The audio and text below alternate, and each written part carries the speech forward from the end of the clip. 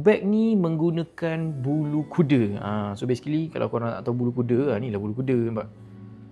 Cantik kan? Cuma tak ada hama lah sebab dia dah mati. So beg ni harga tak mahal, walaupun dia bulu kuda, harga dia cuma RM4,200 sahaja. Beg ni pun baru masuk kat kita.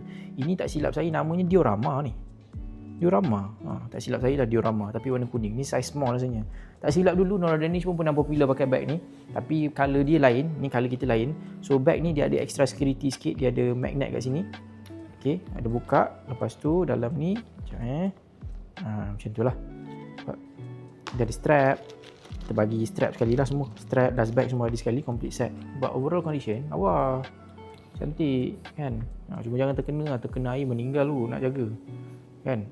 The rest semua cantik-cantik lagi. Macam nampak. So bag ni ada satu saja dekat showroom kita. Overall condition saya boleh kata 8/10. Lepas tu nampak belakang dia. Nampak. Okay, 8/10. Kita ada buat installment plan juga, up to 12 bulan, 60 bulan installment pakai Expeditor atau May. Lepas tu kalau korang macam nak dapatkan diskaun, korang kena dapatkan redeem diskaun tu daripada promo code. Promo code tu ada kat bio saya. So please make sure korang screenshot, message kami terus sekarang, okay?